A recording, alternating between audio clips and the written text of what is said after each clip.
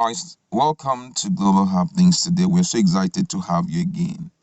You remember that water resources bill, which most Nigerians had thought that it has been swept under the carpet, I will never resurface again in the lawmakers' chambers. That's the Senate. That was a lie. Oh. A lot of things going on about it now, which I'm going to share with you. Shocking, very shocking for me. And right now, they are doing everything to ensure that they can mobilize enough support for this controversial bill. And they are doing this alongside some members of the National Assembly. And the purpose is to see how they can pass this bill.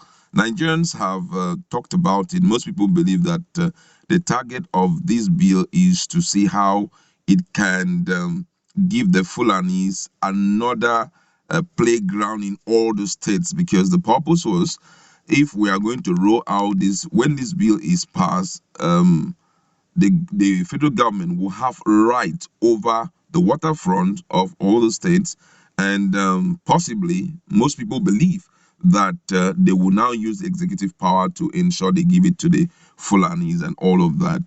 The bill is not dead. That's what we are just being told. It's still alive. Now let's just look at the details of this report. The federal government has started to mobilize support for the controversial water resources bill by lobbying members of the National Assembly to pass the bill. The Minister of Water Resources, Suleiman Adamu, on Wednesday met with the House of Representative Committee on Water Resources, where the lawmaker openly aired their opposing views on the bill. At the meeting, in a video footage which was seen obtained on Friday, Adamu said the government had engaged experts to sensitize Nigerians, especially the critical stakeholders, on the benefit of the proposed law. Adamu accused those criticizing the bill of being misled, saying many Nigerians were fabricating things about the bill. And because there are people that are gullible, they have taken it, and to the extent that it almost even became a security issue. I don't think these people have done a good service to the country. It is the service, he said in a video. Adamu recalled that the bill was presented to the 8th Senate, and there was a 2-day public hearing organized by the committee, after which it was passed by the House. He said, and I quote, "There was no issue at all until some unpatriotic Nigerians came out and gave it a coloration, a very bad and dangerous coloration, and tried to entice the people against all the good things that we are trying to do. So we will continue to do that. We have been doing that. But like I said, for me, the most painful aspect is people being misled. But I will also say this: administratively, I will be okay with the status quo because all the laws are there, they are existing. But unfortunately, the unfortunate thing is that with the kind of campaign of calumny, the country stands to lose all those benefits that we are talking about. When I hear people say throw away that bill, I say if only they knew. If you throw away this bill, if only you knew what is going on. We have even had a meeting with the Nigerian Governors Forum, and the attorney generals are looking at it. So we are doing quite a lot, and we will continue to do more. And this is part of the process. And I'm also ready to meet individual members. I know that community pressure is too much and it can influence the way you make decisions, but I also know that you will take decisions that are in the best interest of the country no matter what. The minister also took a swipe at the Ijaw Youth Council for issuing threats on the bill. The IYC had on October 20, 2020, vowed to cripple oil installations in the Niger Delta region over what they termed lopsided application of the mining regulation in the country. In a veiled reference to IYC, Adamu said, "I heard one Ijaw youth organization threatening fire and brimstone.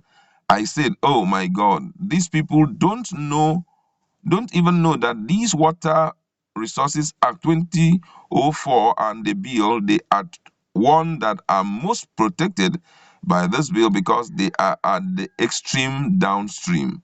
If things are happening and the waters from River Niger and River Benue are being truncated or damaged or diverted, the Niger Delta will not exist. All the fresh water is flowing. River Niger is flowing from Kebbi State, River Benue flowing in from Adamawa State, River Kaduna, and many other tributaries from the Jos Plateau and Mambila, and going all the way and emptying into the Atlantic Ocean. If states are allowed and it is an all-comer affairs or businesses, how can you prevent pollution and protect the division of the water at the expense of downstream users? The members representing Zaki Federal Constituency in Bauchi State, Mr. Mohammed Jatu, who supports the bill, noted that the majority of the lawmakers would determine whether the bill will be passed or not. Jatu said, and I quote, said the idea is that the majority always carry the vote. There is no way you can bring a bill, no matter how good it is, and expect 100% acceptance by the community you are presenting it to. And the National Assembly is not an exception. So the majority always carry the vote. I emphasize that this information is very key. Another member, Blessing Onu from Otukpo Stroke Ohimini, Federal Constituency of Benue State, said only the government could convince her constituents to accept the proposal. Chairman of the committee, Mr. Sada Soli, who had previously defended the bill on the floor of the House, said that the states still have the opportunity to amend the bill. Solly partly say, I think this bill for an act is just trying to develop the regulatory framework that the state will key in. Remember that the states are member of the National Water Council, all the states which are part and parcel of the legislation. The President, Major General Muhammadu Buhari, had in 2017 presented a controversial bill which seeks to transfer the control of water resources from the state to the federal government to both chambers of the National Assembly. Wow. Now you've heard it that this bill is still alive, strong, and ready to be passed into law. But Nigerians are still not comfortable with it. The federal government being in control of the waterfront, because the truth is that if the water resources are controlled by the federal government, Nigerians will be stuck at a point because decision making will be taken from the state to the federal. Let's look at some of the reactions of Nigerians about this latest development on this water resources bill. This one says, I am alarmed at the shenanigan of the federal government of Nigeria under Buhari in any matter relating to cows. The other time it was Ruga, now reframed as water resources bill just to benefit his stock headmen who are now indigenous, whereas many progressive bills still did begs for attention. Example, the electoral reform bill. And this one says, is that water bill the only solution to all Nigerian problem? The people have said it's uncomfortable or it's uncomfortable with it, yet you're still pushing. And that one says, even after having read all the rolling statement made by the Water Resources Minister, is still not convincing enough for the federal government to control water all throughout the country. Whatever is attached to land belongs to land. Therefore, the bill contravenes the power bestowed on governors as trustees of the land. This one says, is the water resources bill the only solution to Nigerians' problem? Why not pass a bill that would subject all political office holders, either by election or appointment, to public facilities? Even the facilities should be within their jurisdiction, and let's see if Nigeria will not be great again. Now one says here the water resources bill will finally afford the people of the Niger Delta region reason to control their resources 100%. by all means possible, because the Niger Delta can no longer be taken for granted by people we know now that is not stronger and better than us.